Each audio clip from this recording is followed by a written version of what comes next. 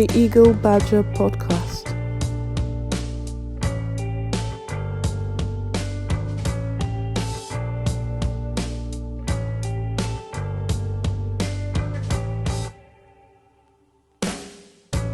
Moving on very quickly to our next story, I think we should very quickly talk about the Kankara boys. There was the abduction um, about a week ago of at least 344 boys from a secondary school in Katsina State. Katsina State happens to be the president's home state.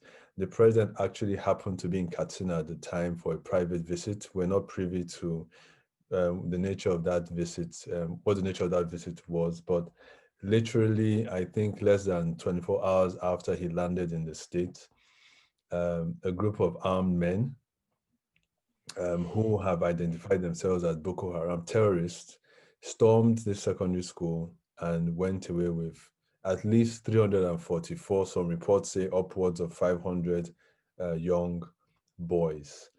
And I wanted to talk about it in the context, not just that Katsina State happens to be in the northwest and Boko Haram's usual stomping ground, and the theater of war has been in the northeast.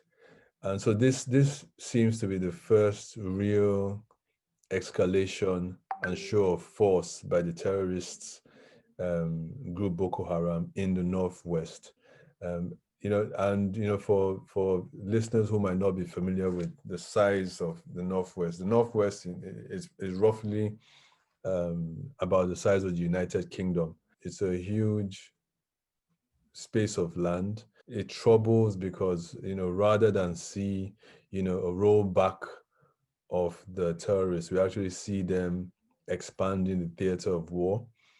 And it's concerning that they are able to, in Nigeria today, carry out, this type of abduction. So Chibok, we were talking about Chibok, and it was about 112 girls. Then the Dapchi abduction happened, and it was about 100 girls. And now we're seeing abductions of 3 times that size, of at least now 344 is the official figure that the government says they managed to release to help regain their freedom. I don't know whether you have anything to say about not just the abduction, but everything around it, and even the way government responded first to the abduction and then to the news of the release after the boys were let go. Yeah, I think there is a whole lot of things that we need to understand about Kankara. So that is why I believe that just as it has been alleged that this was staged just to buy PR for the president whose performance, is currently at the lowest. However, I think it's important that we investigate everything around Kankara again, simply because some of the things that we've had, the outcomes, are not connecting. For instance, we heard that the gunmen stormed the school and with us on bike, and the police or whatever soldiers were alerted, and what ensued was a gunfire. And these bandits managed to escape into the bush. Now, for bandits to escape, into the bush with hundreds of students is going to be really a very tough one. So I don't think we should shy away from the fact that we just need to hit the nail on the head that we are asking the government to investigate again, probably through an independent, commission and independent investigation, to look at everything that happened. Because for some people, they believe that this was staged.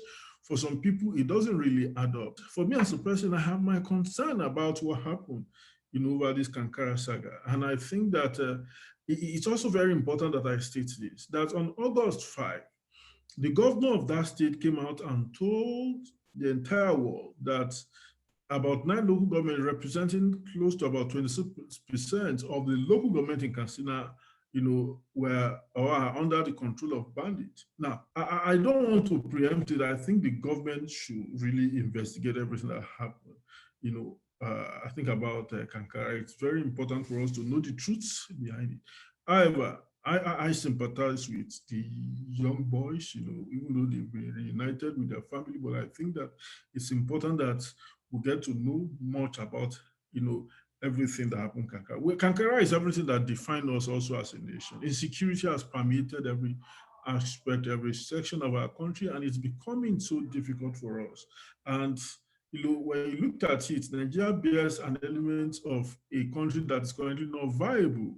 And unfortunately, we have, I mean, fortunately for us, we have, capable hands, good hands who can actually help this country. But look, because of some of these very insidious and terrible way of doing our politics, that our politics only attract the worst of us, is totally, unfortunate. So back to Kankara, I think Kankara is something that is a tragedy that should be investigated, by probably maybe is it the bipartisan committee of the National Assembly, probably a special and independent council, to investigate and unravel everything that happened. Because for Nigerians, they believe that the more you look, the less you see over Kankara.